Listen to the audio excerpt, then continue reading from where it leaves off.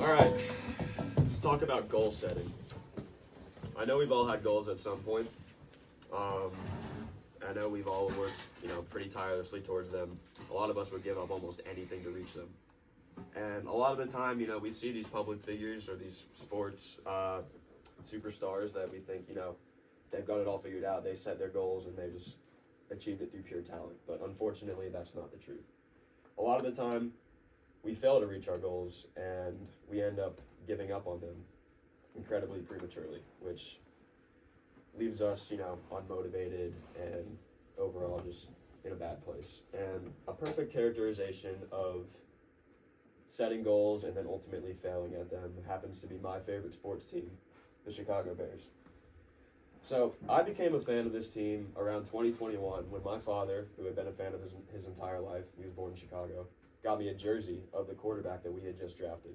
His name was Justin Fields. He was an incredible athlete with great arm talent out of Ohio State.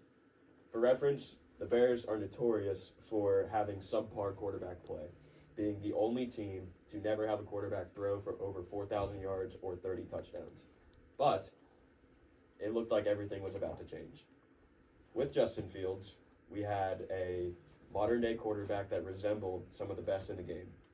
So everyone was excited, and deservedly so, because we hadn't seen a quarterback like this since Jay Cutler, who was our last half-decent quarterback. So we were all excited for the following year. But this happened. And, it was his rookie season. You'd expect some growing pains. You'd expect a little ups and downs, which is what happened. But we did end up having a good draft pick. We were ready to build a team around him, and we were thinking, Fields was ready to take the next leap into his sophomore season. Worst record in the league. Pretty disheartening. We did end up acquiring the first overall pick, and we traded it to the Carolina Panthers for a complete haul. And we were ready to build around Fields finally with a good coach, a good O-line, and we were thinking this year has to be the year.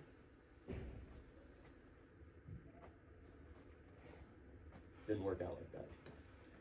The Justin Fields experiment was officially over. We dealt him off to the Steelers for a 6th-round pick, and we were lost. But we did have the first overall pick that we had traded to the Panthers. We had their first overall pick this year. So we were gearing up to take one of the best quarterback prospects that we had seen in years, Caleb Williams out of USC. It was finally shaping up, and we were thinking it's going to be a great year to be a Bears fan.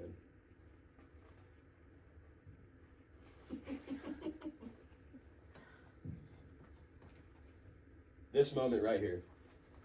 The year had started out great. We were 4-2. We were coming off our bye week, ready to play in a big matchup against the second quarterback taken, Jaden Daniels, in the Washington Commanders.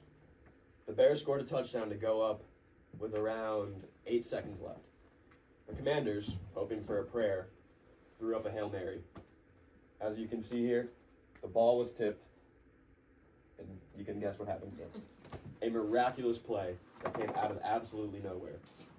It crushed everyone's hopes, the fans, the team, the coaches, and the Bears proceeded to go on a 10-game losing streak. You can tell morale was low, and everyone had given up on their goal of making the playoffs or being somewhat relevant in the past, I don't know how many years. The truth is, being a lifelong fan of a horrible sports team can teach you a valuable lesson about persistence and instant gratification. And I think that lesson extends to modern day, especially with supercomputers in our pockets, where we expect to find a solution to anything almost instantly, whether that be plugging it into an AI software or just doing a Google search.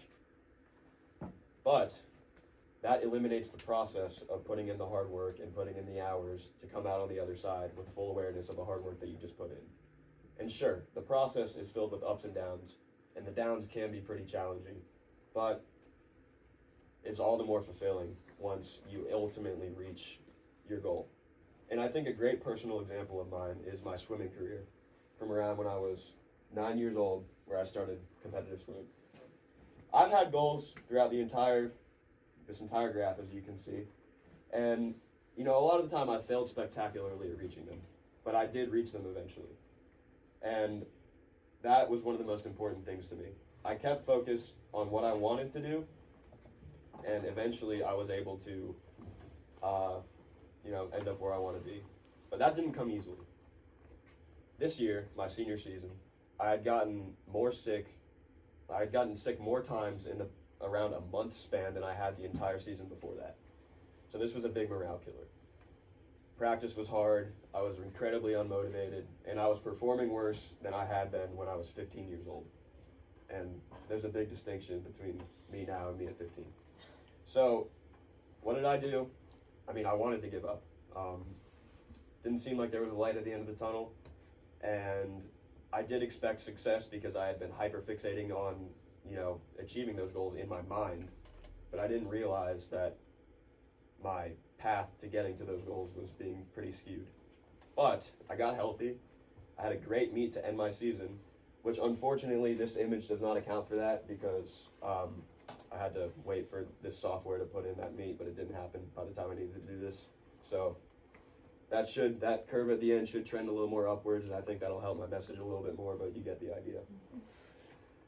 And I think this teaches, also a valuable lesson about hard work. And I think hard work is a privilege. I think we should all put ourselves in a situation where we fail at some point simply to realize, what success feels like. And it's okay to not succeed instantly. If that were to happen, again, we wouldn't understand the process of succeeding at all. We would just have success fall into our hands. And I'd say this lesson extends to goal setting. For those of you who have set large goals, which I'm sure has been everyone at some point, how did it feel when you first set that goal? Did you think it was impossible? Did you set it because you expected to fail? No. Goals are meant to be achieved. And it feels all the more rewarding to come out on top after you put in the hard work instead of having success just dropped at your feet. Now back to the Bears. This year, we have a pretty high draft pick.